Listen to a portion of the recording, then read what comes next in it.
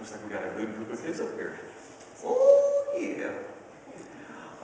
Wild Thing is, I wanted to have you come with me today to help talk about safety. What do you think about safety? Well, it's better than the alternative. Okay. My mother always said, it's better to be safe than sorry. That's true. It is better to be safe than sorry. So, what I want to know is, first of all, what are some things that people have done to make things safe? Well, they created helmets. That's right, they created helmets. Some people would wonder, why would anybody do something that would require a helmet in the first place? But that's another thing altogether. Yeah. Ooh, they made seat belts. That's right. People made seat belts to keep us safe. And airbags, that's right. So there are lots of things that people have done to make them safe. Now, I'm wondering if you can tell me a couple of places that you think of that might be safe places. Ooh, Safeway. Safeway. It's got it right in the name. No, okay, but it might have it right in the name, but I'm thinking that Safeway is probably not necessarily a safe place. Not that it's a dangerous place, but think of something else that might be a safe place. Safeco Field. Safeco Field. Okay. Again, now they play sports there, and it's possible when somebody's playing a sport to get injured. So let's think of some place that doesn't have the word safe in the name. Ooh, I got one. Okay, what is it? A place where they make down comforters and down pillows. Down comforters and down pillows. Unless you're a goose. Okay, wait. Why would that be a safe place? Well, because if you fell down, it'd be like landing on a cloud. Oh, okay, so it could possibly be a safe place in that regard. What are some unsafe places? Ooh, somewhere where they make knives. Where they make knives? Or guns? Okay, I can see where those could be unsafe places. Where else? Your kitchen? My kitchen? Danny and Liz cook sometimes too. Yeah, but I'm talking about you. Oh, okay. So, let me pose some questions here. See if you can think of if these are safe places or unsafe places. Okay. All right. So, how about in a lion's den? Well, first I'd say not safe, but if there are no lions there, it'd be perfectly safe. Okay, that's true. So if there are no lions there, yes, you are right. It would be perfectly safe. What about in an oven? That's a weird question. Well, would that be a safe place or an unsafe place? Well, if there was no gas on or no electricity on, sure, safe. Okay, Okay, how about going to war? Not safe. Okay, well, got that one. How about going to war with a giant? If the giant was on your side.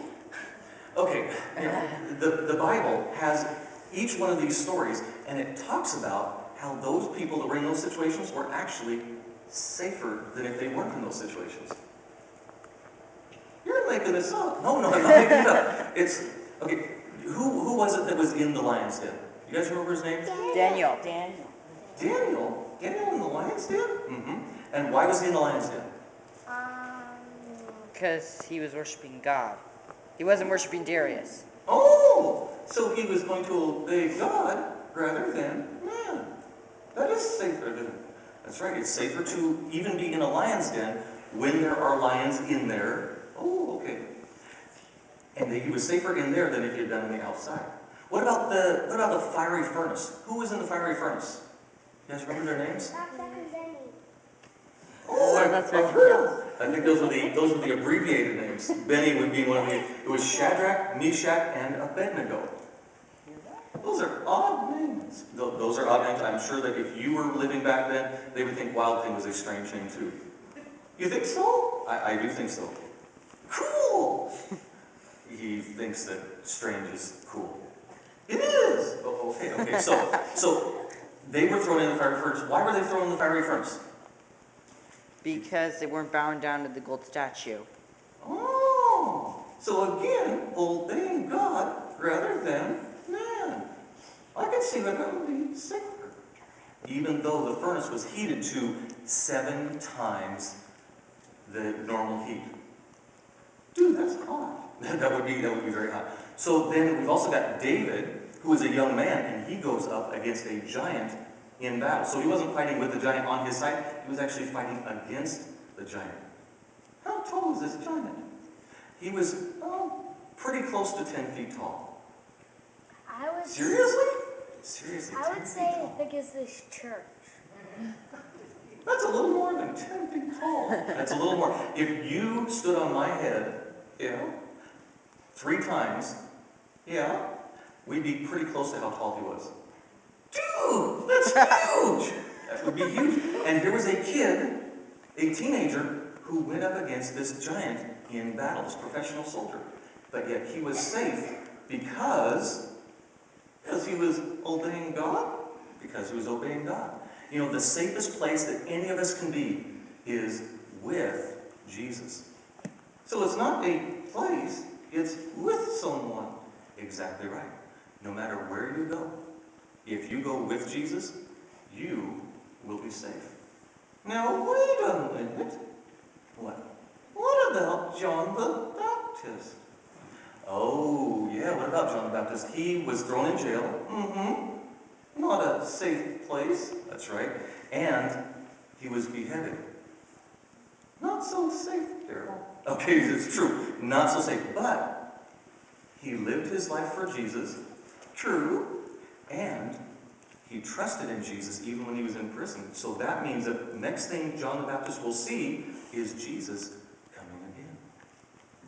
So he's still kind of safe. That's right. He is safely awaiting Jesus' return. So if we give our lives for Jesus, or if we just live our lives for Jesus, with him is always the safest place. Amen. I want to live my life with Jesus all the time. How about you guys? Does that sound like a good idea? Yeah. For me too. Thank you all very much. And remember, always trust Jesus. And live for him. Always live for him. Thank you.